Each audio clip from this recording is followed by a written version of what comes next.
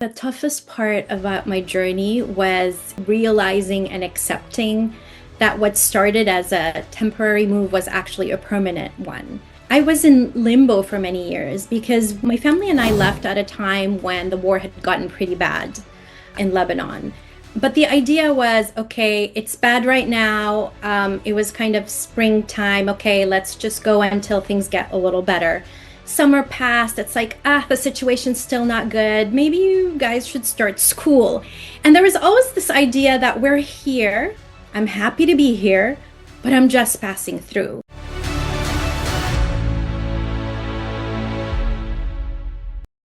All right. Well, ladies and gentlemen, thank you so much for being here again for this one more episode of Speak to Talk, where we actually reaching out to different people that have different backgrounds, and with that, helping people to navigate the world of fluency in different languages. But more than languages, what we're trying to do is to create a dialogue with different people so we can bring these voices to you, and we can this way be able to create more unity and peace around the world. Today, we have with us our great friend of Speak to Talk, because she loves diversity. She loves how to reach out to different people, different nationalities, and help different voices to come alive through her profession. She is a product marketer, and she leads a team of different people through different years. I've known her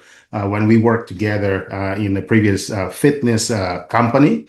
So she's a leader with more than 20 years of experience helping brands bringing products to market, build engaged audiences, and connect product value with real human needs. Beyond her professional leadership, she brings a powerful multicultural perspective as a Lebanese immigrant, wife, and also she's someone building a family across cultures. That's going to be great for you to kind of tap into her nuances and her learnings as well about the subject. Today, we'll explore language, identity, marketing, family, and how our stories can become bridges for deeper connection, greater opportunity, and more unity in the world. So, ladies and gentlemen, without further ado, I would like to introduce you here to Hala Nasr. And Hala, welcome to the call. And how do you feel today? How are you feeling? I'm doing great. Thank you so much for having me, Ugo. It's a pleasure to be here and to discuss topics that, I'm really passionate about. So it's my pleasure and thank you again. Thank you for being here again. And Hala, I know that I'm trying to butcher my my English here, trying to have this interview. And you also speak in a foreign language to you, so you just 10 steps ahead of me on the English. For those who don't know who you are, who is Hala Nasher? That's a loaded question, right?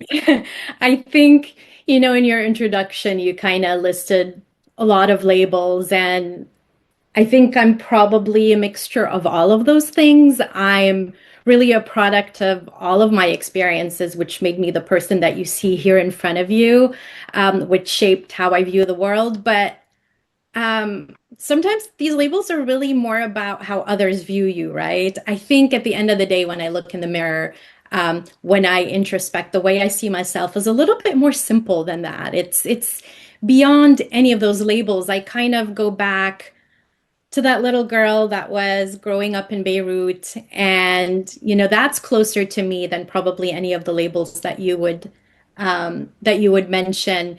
I go back and I look at myself, as that dreamer, the overthinker. I care deeply. I'm nostalgic. I see humor and I use humor, in even the most serious situations. I'm passionate. I work hard. I face challenges like all of us. I make plenty of mistakes, but I keep trying. I keep learning. In other words, I'm just a work in progress, as we all are. And that's kind of how I look at myself, beyond titles, beyond roles, it really comes down to that.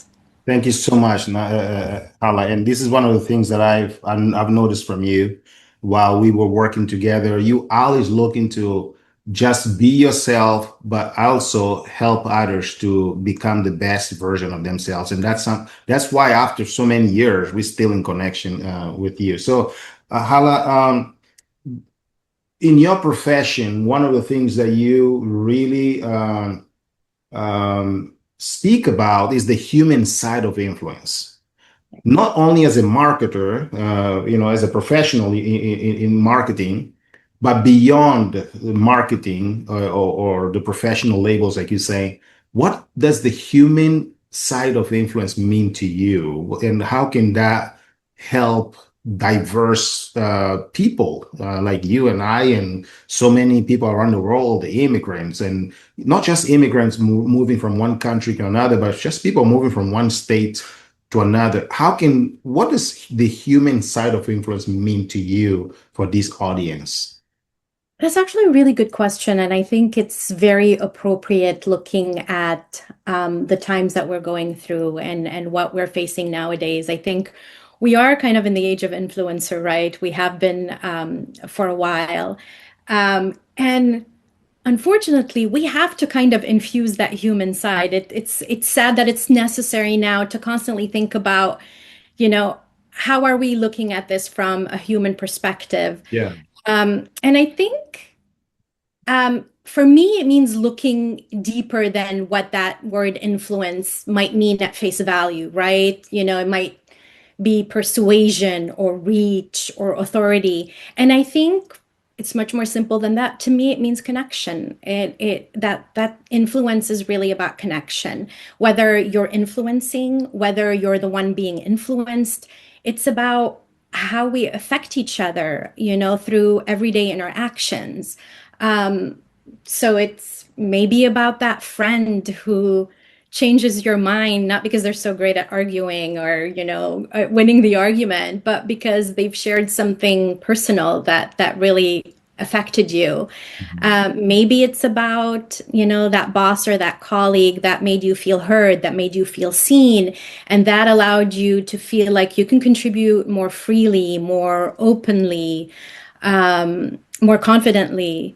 Maybe it's a family member, a mentor whose example really inspired you and shaped your value. So I feel like whether it's personally or professionally, it's ultimately about relationships. I Yeah. think that's kind of the common thread. No, it's connection, it's relationships. And that's really what influence is about. And I think we get really sidetracked by what society has told us it means to be influential, and it's really very simple. It's really about that connection, and it's which makes it that we're all influential and we Mhm. all have that capability of connecting deeply and meaningfully with others. That's interesting because if you take the word influence, right? We focus a lot in languages, in fluency, right? But fluency is mostly like we trying to convey a message to others and understand them, right? But influence, even though it's seen as something external, like how you perceived, right, how you reach in others, I agree with you. It starts within the self, right?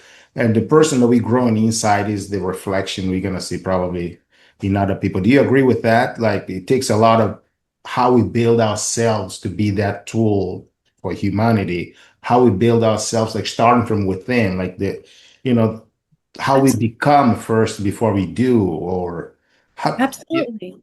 No, yeah. you're totally right because, if you start from within, then you realize that you are an influencer, Mhm. despite, how we kind of build up that word in society to be Mhm. something almost like a big feat, or Yeah. you have to train, you have to have a certain title, you have to be this leader.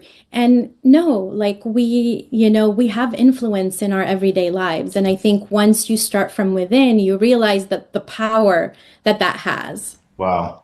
We need to influence the person in the mirror first before we influence the world, right? Sure, for sure. Hala, I am very impressed with just following you and seeing what you've done in the last 20 years. And one of the key things that you keep repeating in all your messages, I check your messages also on There on are a lot. LinkedIn, yes. And like the helping others find their voice, right? It's very connected with the influence part of what we're talking about. At what point in your personal life, if you may share, did you find your own voice? Can you tell us a little bit about that story? Because I love stories because people say facts tell, stories sell. Yeah, for Because sure. tell us a little bit more like when did you actually, and what does that mean to find our voices, first of all, and how did you find yours? Because you've been helping companies find their voices. You know, you want to make products, for example, to have a voice, through your career. Like it's all about making things speak. It's about making things be seen, etc. But many times we don't do it for ourselves. Yeah. So when did you feel that, Hala? How was it? And how can you, what advice would you help a lot of people that don't feel heard, don't feel seen? What advice, after you make the description and share your stories, like what advice would you give them if you may have some to give them? I mean, it was quite a process for me in terms of finding my voice. It wasn't a straight line from A to B. And I think, probably the best way I can kind of take you through this is to take you way back. Um, I was more of an introverted child. I was kind of on the shy side. And I know every time I say that, people are surprised because kind of Me they see too. me having a lot of like, I'm bubbly and I've got energy and I'm very social. But honestly, like that introversion is still part of me today. But I was somebody that kind of really observed the world around me, analyzed a lot, but I kind of, kept more to myself. And, in my mind, my thoughts were loud. It's not that I had nothing to say or to share, Mhm. but I was kind of in my shell a little bit. And when I spoke, my voice was a bit shaky, symbolically speaking. Um, and again, I was very into books. My nose was always into books. I was a very avid reader. I loved languages. I loved observing the world around me. Languages opened up a whole new world to me. I was also a writer, so I would walk around with, little notebook. I wrote quite a bit, whether it was, thoughts, ideas, dreams, poetry, and, that was kind of also my segue into, the world of languages, any language that I was kind of immersed in. I actually wrote in and I read in. Um, but in terms of verbally expressing myself, I was still trying to find my footing. And then when I was about turning 13 is when we moved from Beirut to Los Angeles to the US. So that was really a shock to my system. And, even though I had family here like since the 60s, I used to spend all of my summers here. It still was a culture shock a little bit for Mhm. me. And it was a very tender age. Like 13 is a really awkward stage for a kid, right? Wow. You're leaving your friends behind, you're starting a whole new life. So I felt like that maybe stifled my voice a little bit at first because it was just, you just took me from one environment, put me in Yeah. another, and I had to kind of adjust to that new environment. So really, if I'm to be honest with myself, I think, I spent like my high school years kind of trying to find my footing and understand this new world that I live in, this new environment, this new country, Wow. new people. And I think it wasn't until my college years that I really felt that I got my voice, that I really felt that, beyond just writing, I can express myself without it needing to be so polished, without it needing to fit a certain mold, Yeah. without it needing to sound a certain way. And I think what allowed me to do that is I really embraced being different. Sometimes when you're, a kid at such a tender age, all you want to do is just fit in, right? What You know, made you feel different at that moment, Hala? And how many languages were you speaking by the time you moved into the US? so when I moved, I spoke Arabic, and the Lebanese dialect. I spoke French. I Uh-huh. was French educated there. I was on the French tracks. Oh, And English, I had just added a couple years before. So wow. I could speak those three languages When I first moved here, I was super interested in Spanish. So that's when I started learning Spanish and I added Spanish. Okay. So, The reason I, the reason I asked, sorry, the reason I asked is I have four girls, okay, and two boys. I have four girls, and around these ages is when, especially for the girls, I felt more different. I felt it was a little different in all the hormonal adjustments and then the friendships and then they knowing now they actually becoming a woman around, starting around that age, the 13, 14. It's a teenager years and it's like so many things going at the same time. And then they take you from that.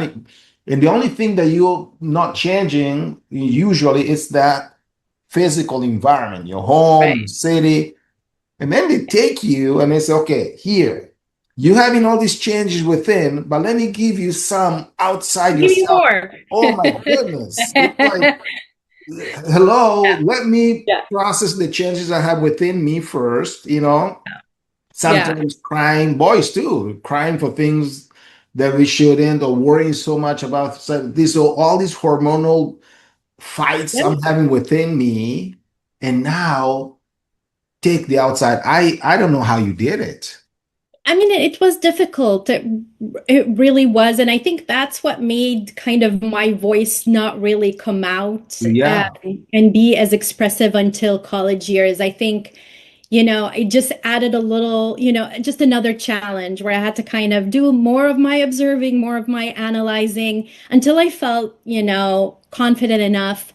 And confident enough to embrace the differences. I think, like, we were touching on that when it's so easy to want to fit in Mhm. when you're a kid. So everything down to maybe how I pronounce certain words was a little different, right? So I spoke English well. I didn't know that maybe the slang I was lacking in a little bit, You but was because I lagging also was also. French educated, right? Like I would pronounce the words in French if they're a French word. Yeah. So, but you're with other kids, and I'm about to go to Notre Dame High School, right? They called it Notre Dame. To me, it's a French word. It's Notre Notre Dame, Dame. right? Yeah. So, and then they're like, why do you say things weird, Yeah. right? When you're at that age, you're like, oh, do I?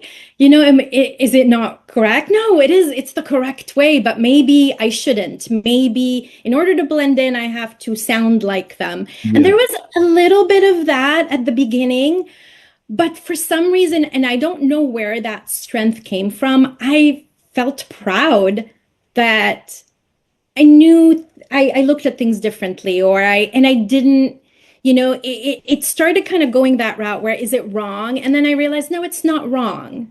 And Mhm. I have a choice. Do I kind of fit in or do I embrace that I do this a little differently or I say things differently or, I look different?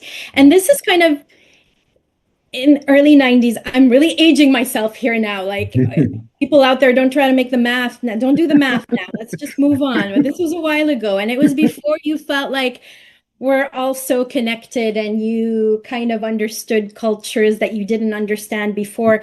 Like when I first started school, it was, a lot of people didn't know where Lebanon was. Mhm. As a kid, I would, curiosity, I would get asked, oh, so do you have TVs in Lebanon? I'm like, Yeah. yes. They're Yeah. like, oh, is it a desert? I'm like, no, it's not a desert. It's the What Middle they East. say in But movies, it's the right? Middle East. Like, Yeah. yeah, but I'm right by the Mediterranean. And to me, that sparked something in me because it was like, I went to school and I studied about you. How come you don't know about me? Yeah. And that's when I actually embraced that difference more because I felt like, no, no, no, no, you need to know who I am, where I come from. Mhm. And I think that's what kind of helped me get my voice because I understood that difference is good. I was proud of my experiences. I was proud of not blending in. I felt I had lots to say and lots to share and lots to contribute. So that's when, I really became a little bit more vocal and, didn't shut up since. So that's kind of funny what you're saying because I don't know if you also when you say never shut up since. Do you feel like some people because with me I think some people think, especially at church, some people think that I talk a lot. I don't know if it's because I mentalize myself that I'm learning a new language, which is English, and I'm practicing at the same time I'm expressing myself, or if it's from my culture, coming from, Sao Tome and Principe, a Portuguese colony, coming with that mentality because we're just a small island, where if you being tactful, it means that you're not being honest. Because if you're using tact and all this stuff means like you're not being you're not being pure, like saying exactly what you think. But in America, I got a lot of problems, starting working in corporate America because people like I got a lot of books like how to influence people, how to win friends or influence people, the E-Myth, like all these like Michael Gerber's books and all this stuff to understand a little bit because I came when I was older. I wish I came when I was 13. I came when I was 27 when I came to the US. And it was really problematic for me to kind of break down that culture, but I still have some tendencies that I need to kind of say, oops, just keep it for yourself, kind of thing. But I don't feel myself, I don't find like this is my voice, this is Yeah. me. Yeah.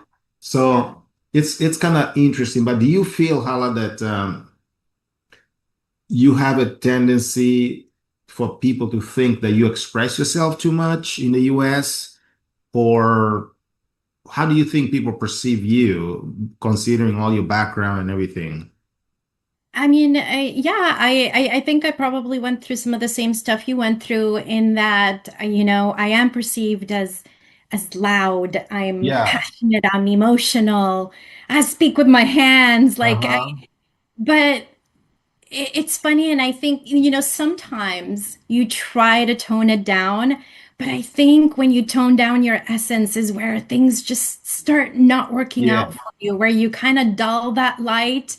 And, no matter what efforts you make to do that, I feel like things just don't come across as genuine. You don't do your best work that way. You don't Mhm. feel your best. And then you realize, like, why do I have to fit into that perception of, Yeah. I am who I am and I accept people as they are. And you start kind of trying to extricate yourself from that perception. Like, that should not define me. You Mm. may see me that way. That's fine. There's more to me. And I know that. And I feel like, and it's not perfect. It's not like you get to that understanding and you're always so confident Yeah. about how you behave. There are always times when it's a struggle where you find yourself kind of toning down who you are to fit Mhm. your environment, and then it's like a push pull, and then you realize, no, but like that's making my experience that much richer by me staying true to who I am. So it's constant. And that's why when you're asking, when did you find your voice? Like, sure, I first found my voice, during my college years after moving here. But this idea of finding your voice is almost like an eternal exercise. You're Mhm. constantly finding your voice because there are things that happen in your environment to you that maybe kind of make you go back into that shell a little bit Yeah. sometimes, that stifle your voice again. So it's kind of this lifelong exercise to keep finding it over and over Mhm. again, because there are always going to be people that perceive you a certain way that maybe pull you down because your way is different. Yeah. And you succumb to that a little bit until you remind yourself that perception, that's their perception, that's their business, that's none of my business. Yeah. And it's you have to constantly remind yourself. It's not easy. That's interesting. I hope all the people listening to us today, if you're from a different country, please review again what Hala just mentioned in how you can, not just find your voice, but find your voice within the environment where you live. And because sometimes we we lose that creativity, and that's the thing that diverse people have is the ability to create diverse things. And once you succumb to being who people want you to be and fit in that box that they want you to be, though you're pleasing them, you feel like, it's not me. And the Absolutely. ideas don't flow right. The product designs don't come right. The translations come dry, not interpretations. the colors, everything that you do is just dual. Like you say, that's the term I would say, dual. That's the key. So be yourself, guys. Be yourself while you respect the environment around you because we're social beings. But sure, your identity is what makes you different, what makes you you. Don't lose that. Please don't lose that. Hala, you were Absolutely. gonna say something, right? No, no, go Oh. ahead. No, I So absolutely agree with you. yeah, looking at your journey, being an immigrant in America, so you touched a little bit here and there when you're talking about how to find your own voice. It's tied to your journey as well. How would you describe, in a nutshell, probably in the chronological steps or how you want to put it, how would you describe your immigrant journey in America so other people can see that probably they might identify themselves in certain stages and what can they learn from your experience? So I think for me, Ugo, the toughest part about my journey was initially probably realizing and accepting that what started as a temporary move was actually a permanent one. I was in limbo for many years because my family and I left at a time when the war had gotten pretty bad in Lebanon. But the idea was, okay, it's bad right now. It was kind of springtime. Okay, let's just go until things get a little better. Summer passed. It's like, the situation's still not good. Maybe you guys should start school. And there was always this idea that we're here. I'm happy to be here, but I'm just passing through. So Mm, it was this constant, my dad was an airline pilot in Lebanon.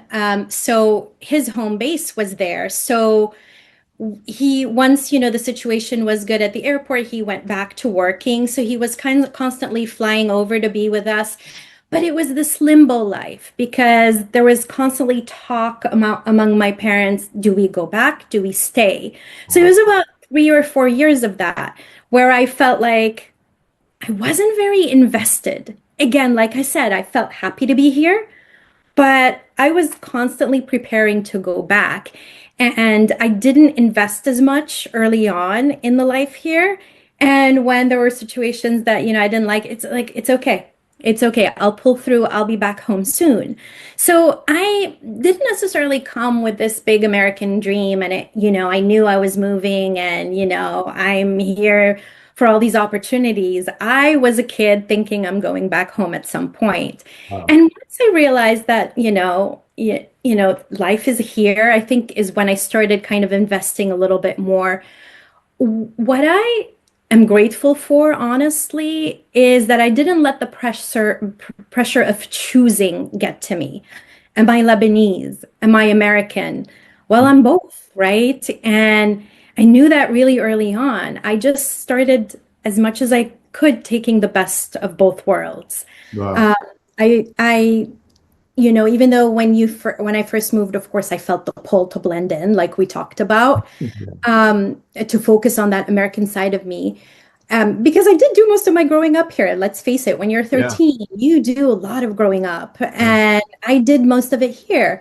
But I realized I didn't have to choose. By loving my Lebanese-ness, so to speak, did not make me any less American. Yeah. And being proud and grateful for being in America didn't take away any of my Lebanese-ness. And I feel like once I kind of recognized that, it made it less challenging.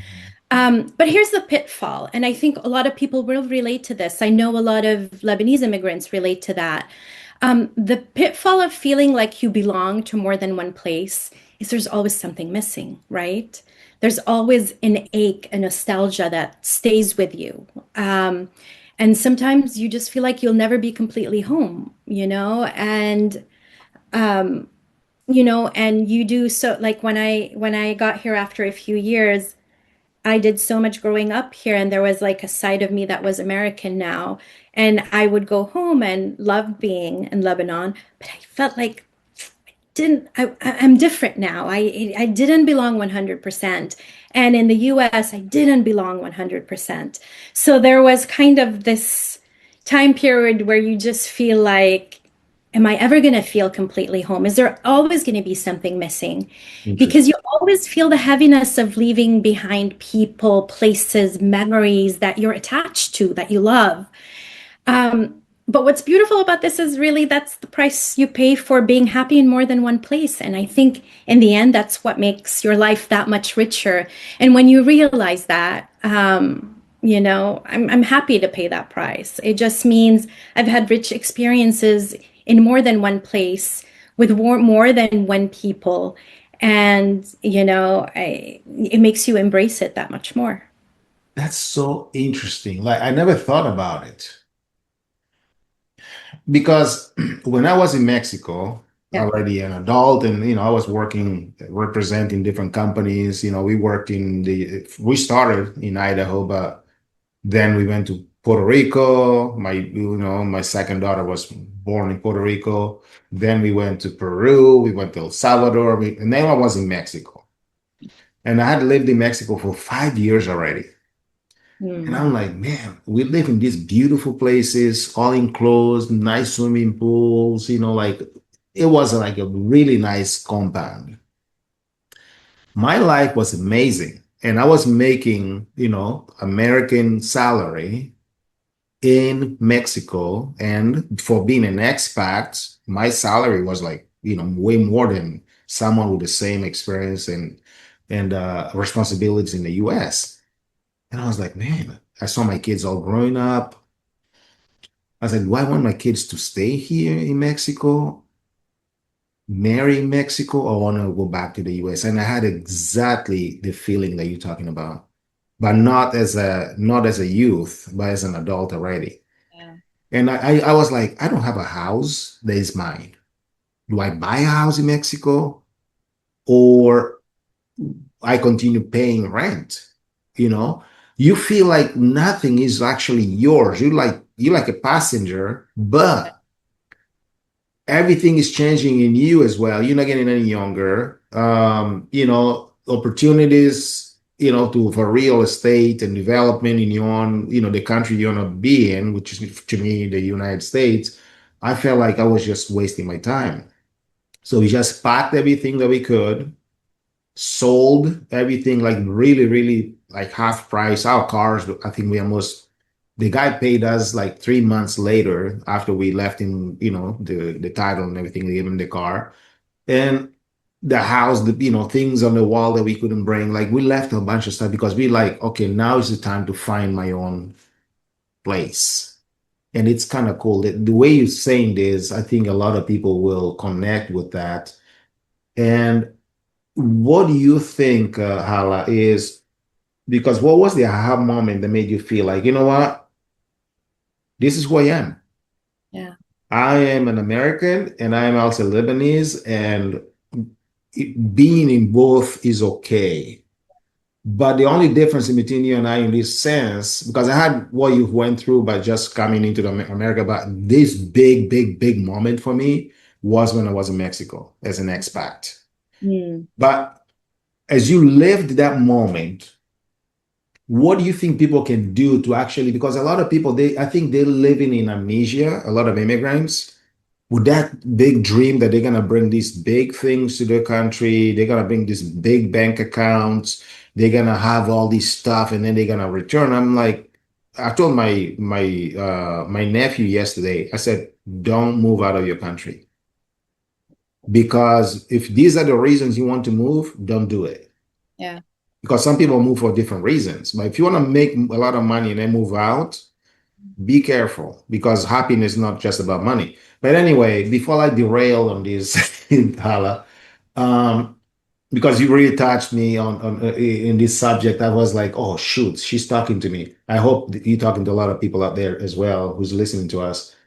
Hala, how can people find that moment? Is there any strategy like or a moment that you need to reflect and see, where I am, what do I want? Is that really important? Is that worth it? Yeah. Living in that limbo and for how long? And how do you know that it's the moment to wake up and embrace yourself or just accomplish that goal first? What are your thoughts on that, Hala? So I think for me, the realization came when I thought about it this way. If I don't want to be in limbo, and if I want to experience just one place where this is home for now, this is it, it meant I'm giving up something. And Mm, do I really want to give up something? Why can't both be true? Sure, there'll always be that nostalgia yeah. because you love different places and different ways of life and different people in different, People. in different environments. But again, for me, constantly in my life, it's about, but why do I have to choose, right?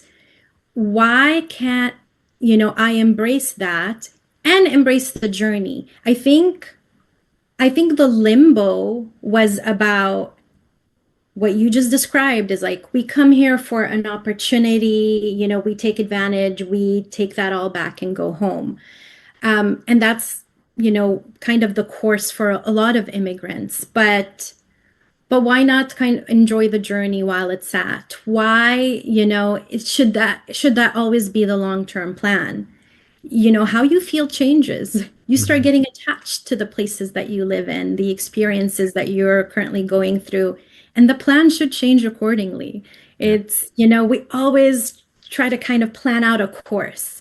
I'm gonna move here, I'm gonna do this, I'm gonna accomplish this, I'm gonna get that degree, I'm gonna get that job, make that money, and come back. But life happens along the way, right? Yeah. And I think it's okay. There's no need to kind of define and kind of fit the mold. It's about really enjoying that journey and knowing, there's a part of you that can live here and the part of you that can live there. But Mm. for now, this is where I am. That's And beautiful. it's beautiful to kind of go through that journey knowing you have the privilege of having a backup plan. The minute you feel like this life isn't serving me and I'd like to experience something else, you have that possibility. So I think knowing that and having that power should let you kind of take that pressure off and maybe go with the flow a little bit. Yeah. Sometimes like the more you plan, the more things kind of backfire or become a little bit, arduous Hmm. as you're getting to the destination. And sometimes it's about like kind of stepping back and enjoying the journey wherever that takes you. If it keeps you here, great. If it takes you back, sure. Wow. But, embrace both.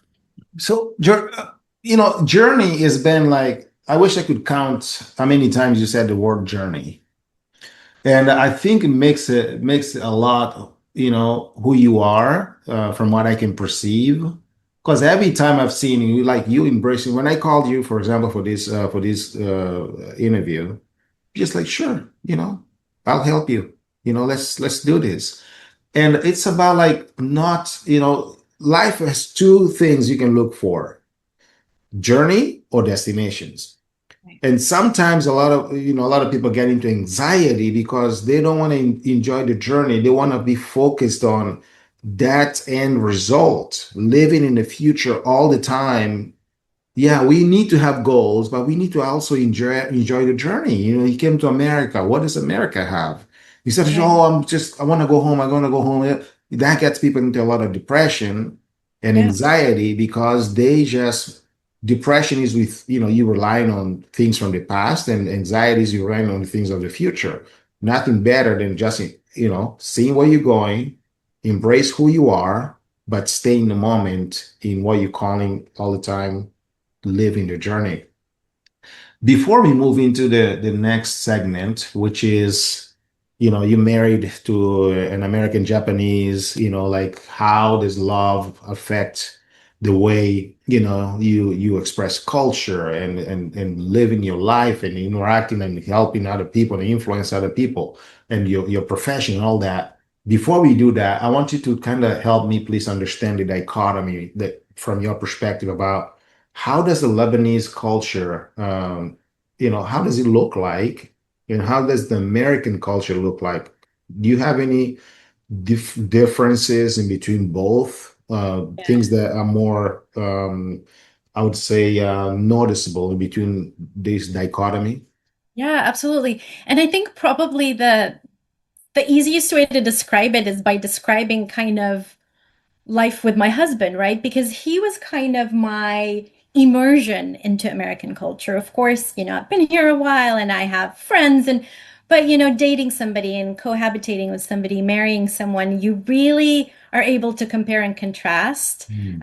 Um, and I think the big lesson has been that people can come from different backgrounds, and have different experiences completely and still find a lot of common ground, which I think I want to lead with.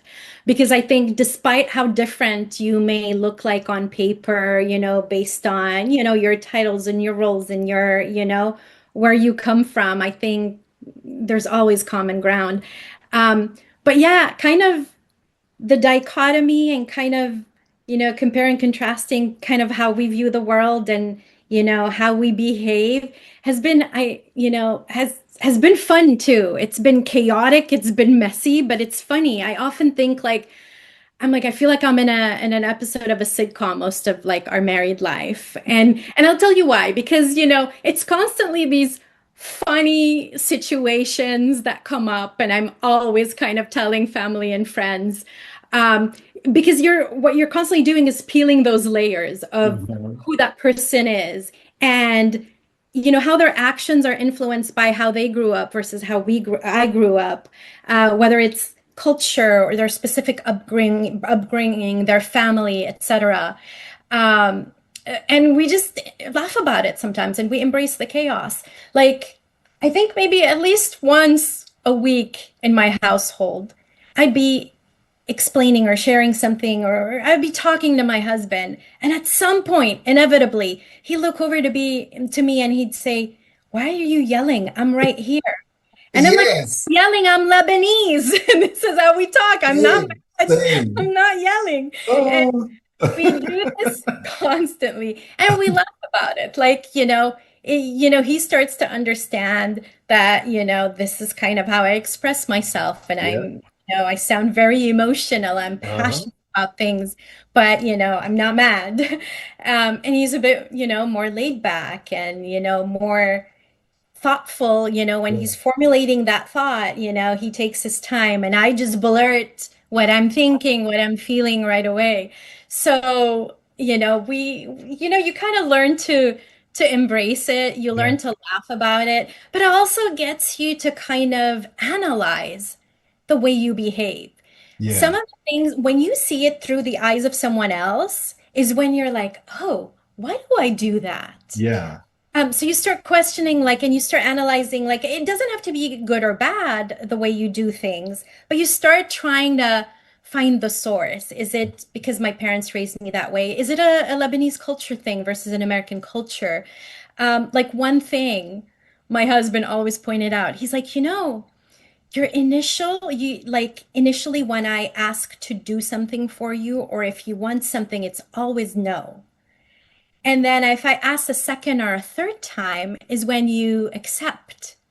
And I was like, that's true. Like, and I feel like there is a little bit of it, it's my upbringing, but also there's a little bit of it in the Lebanese culture where even, as a kid, when we would go for a visit, like, my parents would say, like, if, like when you get offered stuff, don't just jump, don't grab things, don't. So the polite way was always like somebody would offer me like a drink, and at first I'd be like, no. And they'd Wow. insist. We play this little dance in Lebanon where they insist on something, or even something as simple as, "Hey, let me pick you up from the airport." And I'll be like, "No, no, no, I don't want to inconvenience you. I'll be fine by myself." Like, "No, no, no, let me, no, let me." And maybe like the third insisting, I'd be like, "Okay, fine." Wow. And my husband is like, I don't know, I just ask once and I expect the person to kind of Yay say or what they nay? really want. And I'm like, Yeah. yeah, why do we do this little dance? And Wow. and it's a combination. Some of it is the culture, some of it is maybe like my family in particular and how my parents raised us to be nice and polite and think of others before we think of ourselves. But there is a little bit of it, like, I was laughing because I had my Lebanese cousin was staying over at our place on the East Coast. And it was just these little things where I try to get my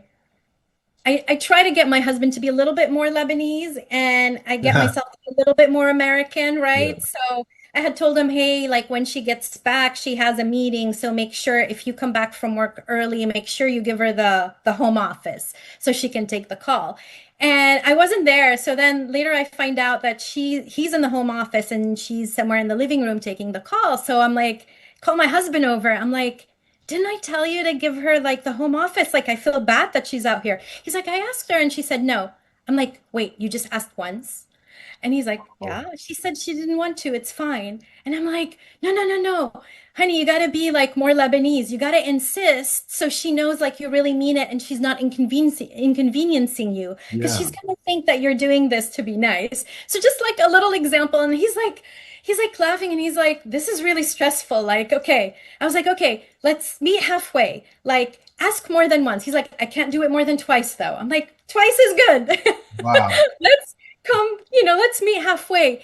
But you start thinking like, man, why do we do this little dance? Like that was one of the things where I'm like, I want to be more direct, and that was like one lesson from him and the American culture that I learned where I'm like, I should just straight out express what I want, Yeah. before like, first thinking, am I inconveniencing this person that's asking? So little lessons. I think we both kind of learn from each other and we meet somewhere in the middle. Yeah. It's kind of funny, the yelling thing. Sometimes, we talking, hey, no, no, no, no. Yeah, but this thing happened, but why are you yelling about it? Yeah. Like, it's so simple. And my wife, she's very, very American. She's from Washington State, and she's very, very American. One day, Hala, speaking of the funny stuff, she woke up in the morning. She's like, Hugo, what were you talking about? I'm like, what do you mean? You were dreaming and talking in French, Portuguese, and whatever other language and mixing with English. I didn't understand. I know you speak in these languages, but why you speak? Do you dream in these languages? I'm like, probably I did.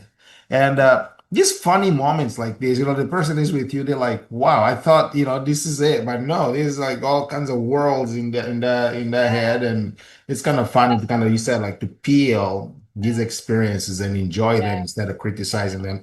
So through all these, and I interviewed someone, as I mentioned to you last week, that is married to an American. He's a foreigner as well.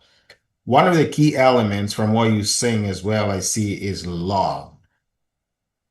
Yeah. When you love the person, I think there's more patience, Yeah. there's more understanding. Yeah. There's like, so how do you see love? Like, what has love taught you, Hala? As far as how you both could embrace culture, patience, communication, understanding. How was that for you personally? I think love kind of gives you that basis to want to understand the other person and Mm, want to understand where they're coming from. Like, I think it's easy to say, you want to be understood, but I think for me, what I wanted in life is at least someone who tries. Because can we truly understand someone? I think it's enough when you've got somebody that loves you enough to try to understand where you're coming from, yeah, to try to understand how your actions are really a result of, you know, experiences that have happened to you, that have shaped you, family that has influenced you, a culture that has influenced you, a whole array of stuff. And kind of having that understanding, you're able to also give grace when you feel like this person isn't behaving the way you would expect or responding the way you would expect, understanding that just like you, they're a product of their experience and their culture and their upbringing. And loving somebody means trying to understand where they're coming from, why they feel the way they feel, and helping them through it. So I think it requires a lot of patience. It requires a lot of love, but I think ultimately your life together becomes richer. And it's also causing you to reflect constantly about why you do certain things or you see things certain ways. And sometimes it causes you to challenge that. hmm Other times it's funny. This is like a cute thing like I do or he does. But sometimes seeing yourself through someone else's eyes, someone who loves you and cares deeply about you, it allows you to challenge things that maybe did not serve you well or do not serve you well in your life. So I think that's, you have to come at it in order to kind of live with these differences and embrace them. You have to come at it from, a perspective of love and patience. It makes a huge difference what you're saying. Like, and that was someone in my community here. He's probably 80. Yeah, he's gonna be 80 years old, Ron Eckert. I love that man. And he said, we were just talking and he's complimenting me and stuff. We were just driving to visit someone who was in need. And then he said, Hugo, I never seen any interracial marriages like yours that was successful. I was like, oh. And he's like, why? Why you and your wife, you guys are so successful and, in your marriages and you're raising your children right. And I mean, right is subjective, right? We're doing our best. That's all we're doing with what we know. And we keep evolving, like you said, the world evolving and embracing journeys. But one thing I see, Hala, is exactly what you're saying, is the love. Because for you to marry someone with a different culture, if you just have this idea of you're gonna marry this person because you want a green card, or you want to marry this person because you want money, or you want convenience and whatever, all these marriages, from what I've seen, that have this kind of, suspicion of what they wanted behind the relationship, they fail Yeah. in the 2 year once they got to the 2 year mark. I don't know if you went through the same thing. On my second year, oh my goodness, it was hard. Yeah. It was hard. Like you think, oh, you just love this person and whatever, and it's gonna work out. No, it takes a lot of patience, it takes a lot of understanding. But if the true love for the person is the bottom line, like you said, everything else, just falls into place. So Absolutely. Yeah, I think that's the basis, Ugo, honestly, like, just that love and respect for the person and respect for their culture. And you yeah. start kind of loving their culture, through them. And for me, it was like both loving the American culture and the Japanese culture through him. And with him, it's about getting close enough that you also feel you belong. Like he'll Mhm. text me from the plane. He's like, I heard somebody say Habibi, and I turned around because I thought they were talking to me. Like he feels Lebanese in a lot of Oh, ways. So it's really about kind of, it's really about love and respect in the end. that's funny that you add the component of respect and embracing, because a lot of marriages like this that I see, and I counsel some of them in with my experiences. I'm not a marriage counselor, but you have family members and friends. You give them advice sometimes. They try to make the other person live their culture, but they're not willing to learn about the other person's culture. They lose interest. Oh, this is in America, so just because you're an American doesn't mean that everyone that comes here need to comply with the way you live. But there's gonna be that, that's that give and take. You gotta compromise sometimes, and you gotta embrace each other's culture. I love that. Um, Hala, talking about the world as it is now, there's so many tools out there, but I think you're the same, that people are not connecting with each other. And instead of creating this world of more peace, connection, and joy, despite so many tools, we actually not accomplishing that. What's your take on that? I absolutely agree. And, I know we spoke about this before. I think we live in an age where we have so many tools, like the ways in which we can communicate has exploded. But I think forming meaningful connections, that hasn't kept up. We can now communicate with hundreds of people instantly. And you can do it without really revealing much about yourself. I think that's the key element. Like it's instantaneous, but it doesn't mean that there's vulnerability there. And I think in order to form a meaningful connection, that usually depends on having a little bit of vulnerability and emotional risk, right? I think another thing is our attention is so fragmented these days, right? Like we're on our phone, we're checking messages and alerts and emails, and we're on our social platforms. And sometimes we can be physically with someone in the same room, and our attention is completely elsewhere. So it's become more challenging to really form that connection. And you often hear about, in the age of social media, we many people feel very lonely. And I think because all these tools, they really condition everything to be instant, right away, Yeah. fast, convenient. Um, but creating meaningful connections isn't instant and isn't fast and You isn't think convenient. you think this all these tools that we have now, the Instagram, so all the social media, really, Facebook and all of them, do you think they're actually doing the opposite or and distracting us from connecting, or they actually you think they can help, but we're just using it wrong? I definitely am somebody who believes they can help. Okay. Uh, I think, but the world we live in makes it extra challenging and extra difficult for us to use it properly.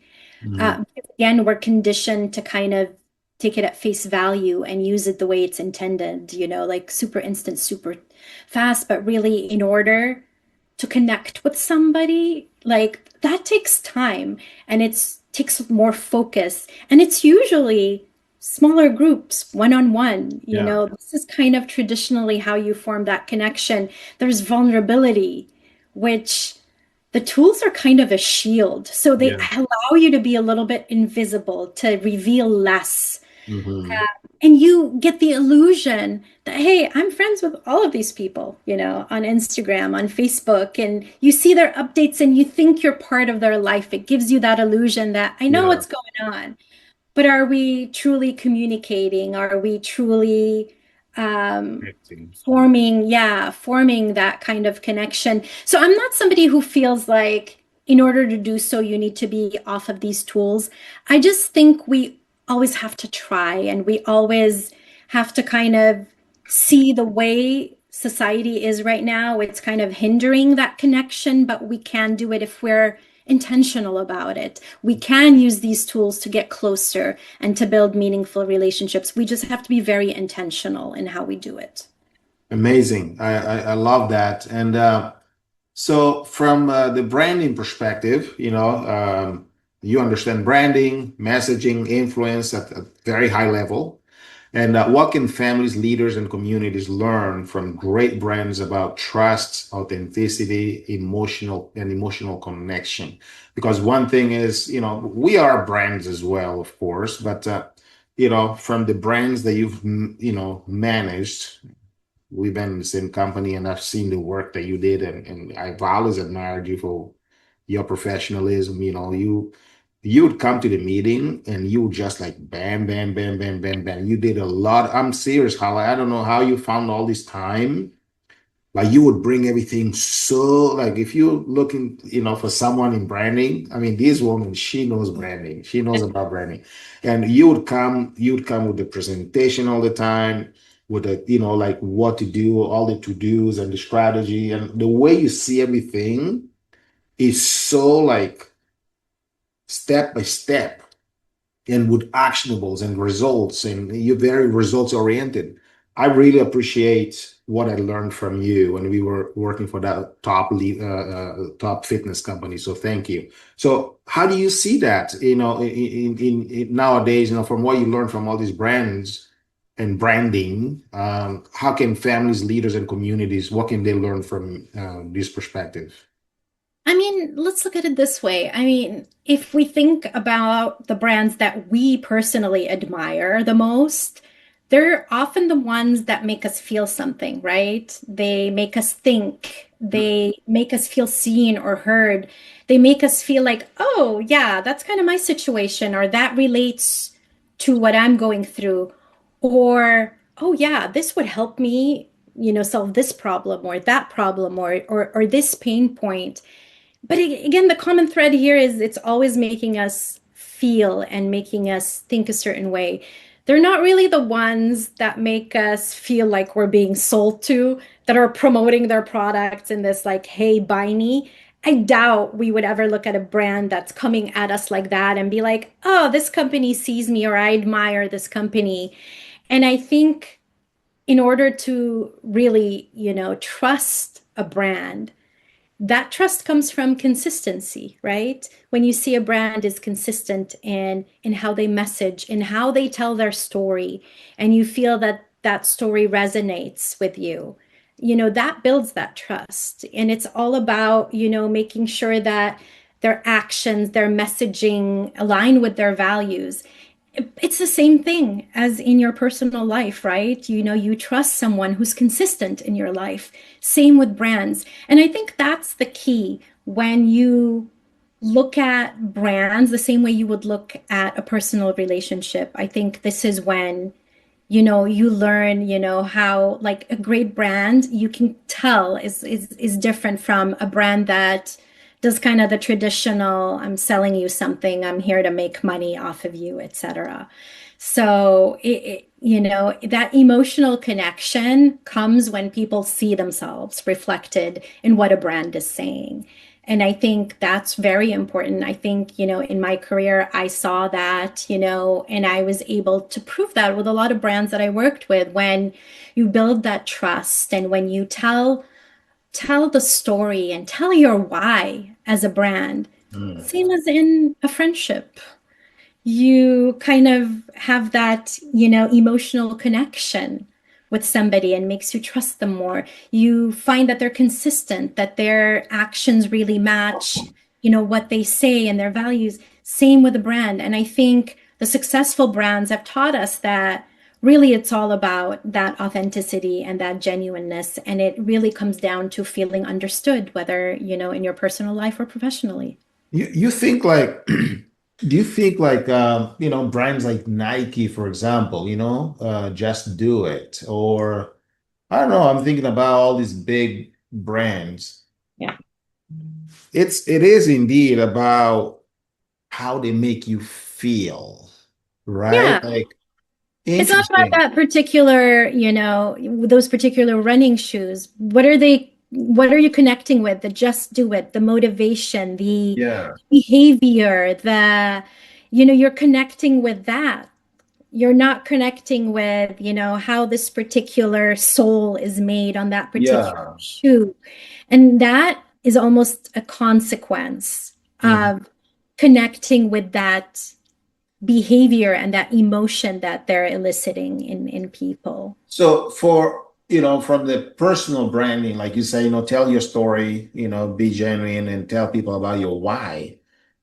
It's like when you meet someone, are we actually telling them our why? Like, why do I exist? Or why am I here? Or it's kind of interesting because from looking at brands, it's easier because Yeah. it's your profession. Just okay, well, let's find the why, let's tell the story. What's the narrative that we're trying to get, and then you get all this stuff.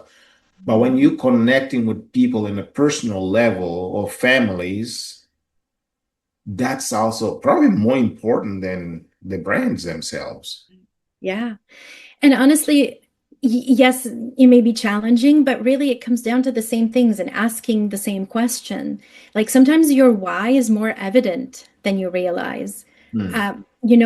Why are you doing this, Ugo? Like Yeah. you're a product of all of, your multicultural experiences, and you love languages as well, and you love different cultures. People, yeah. And this is something that you're passionate about and you're able to find meaning in it. And that resonates with other people.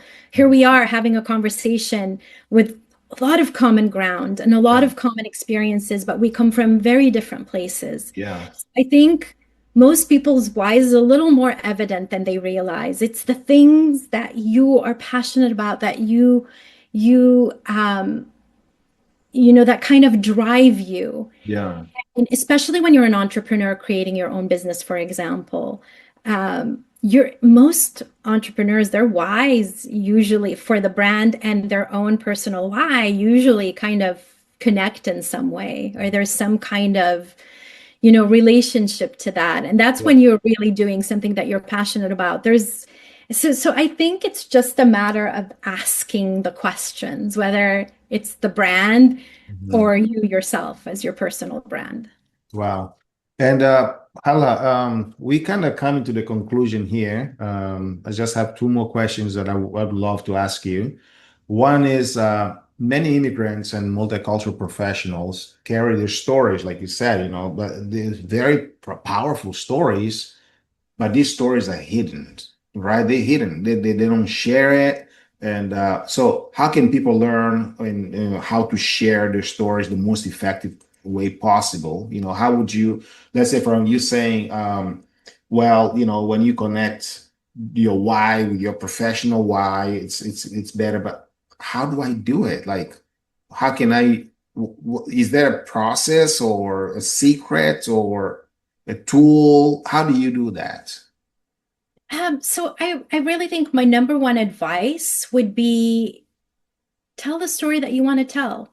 And let's kind of strip it from a business or a brand. Just you as a person, given your experiences, given the rich life that you've lived.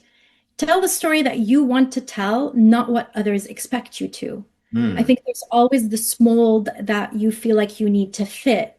Mhm. Um, Secondly, and I think that's important, remember that you just represent you.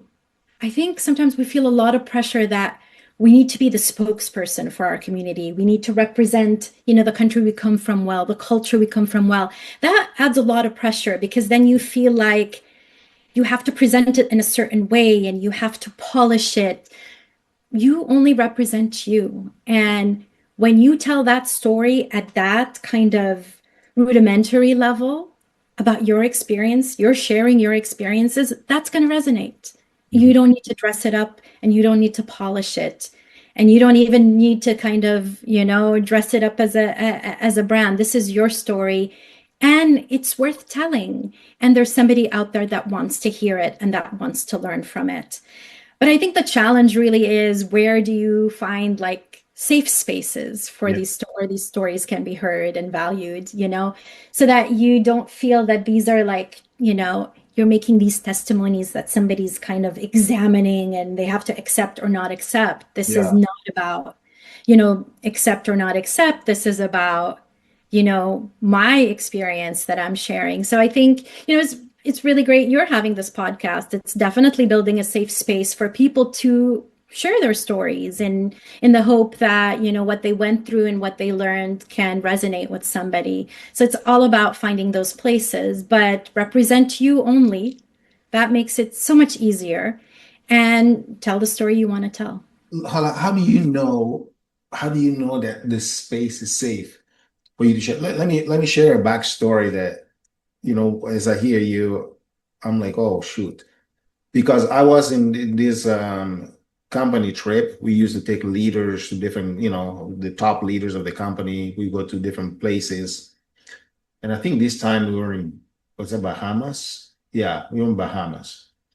And then we had this corporate, get together at the end of the activities, going to dinner. And we were trying to get to know each other because, it was after COVID, and we were working during COVID. We didn't know each other. And then we met each other for the first time in person. I joined the company later.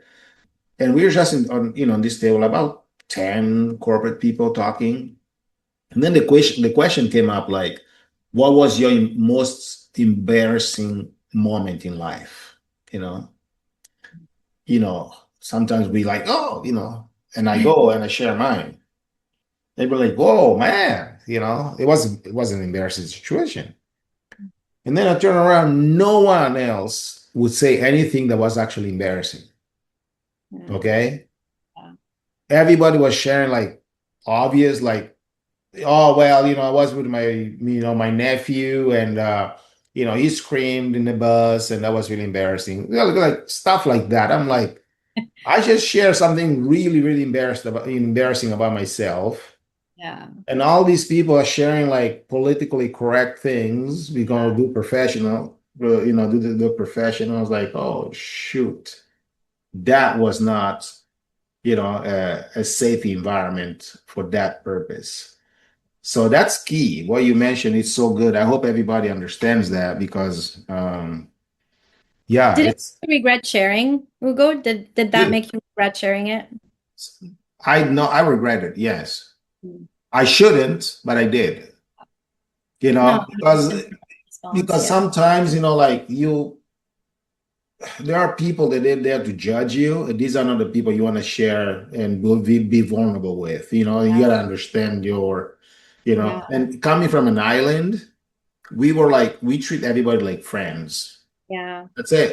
And if you did Yeah. something to me today, tomorrow I probably forgot it already because I'm going to see you again. So we grow up with Yeah. these types of setups culturally that we have, thinking that everything's going to be probably the same. People's going to perceive us the same in different countries, but it's a big danger if you don't.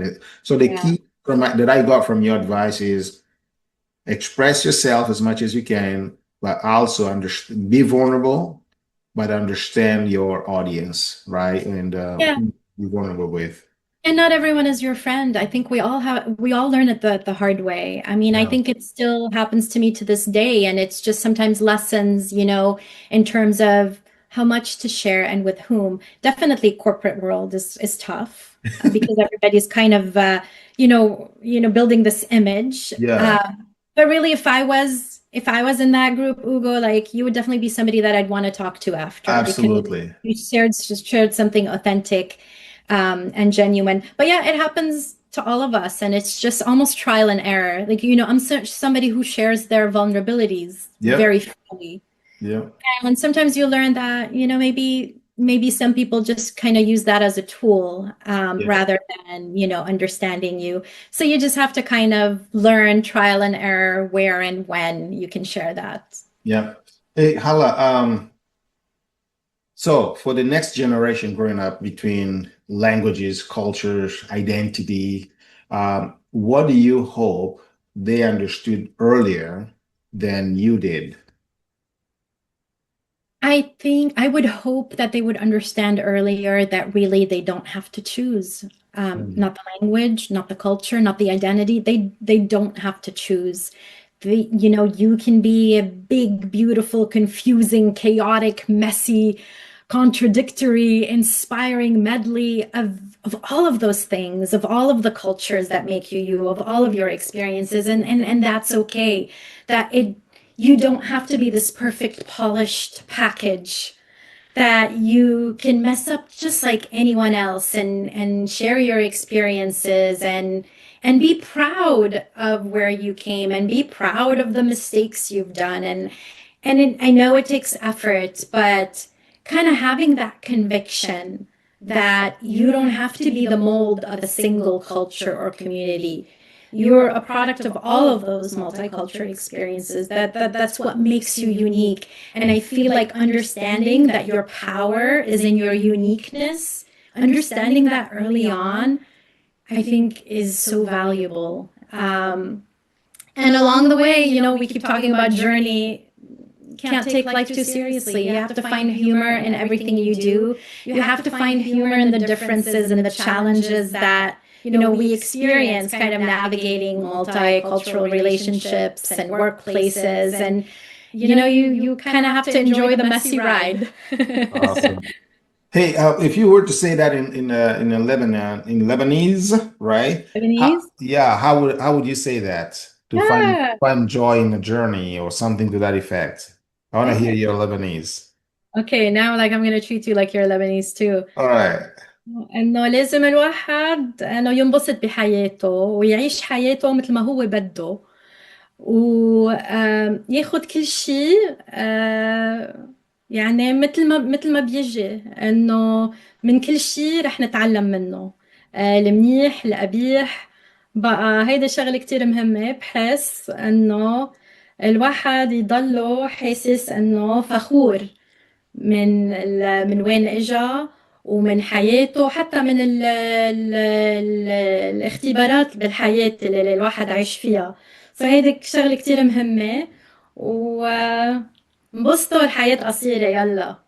Oh, wow. There I you go. I understood. had a whole message. I understood nothing. I'm telling you, I'm, I understand languages from different origins, and these ones are very different. And the Lebanese, for sure. Wow, I did not understand a word he said. That's awesome at the same time.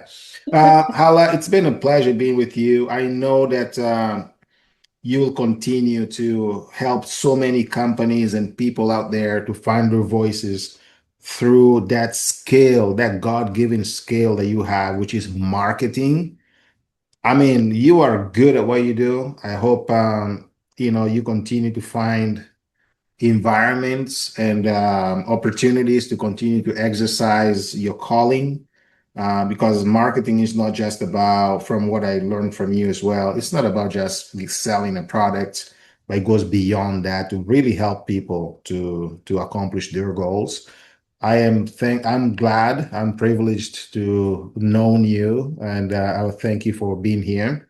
If one question I always ask the people that come to this channel is, if you were to die today, what do you think you want to leave for the next generation of leaders, marketing professionals, and just humans overall? What do you think you want to leave for the next generation as part of your legacy?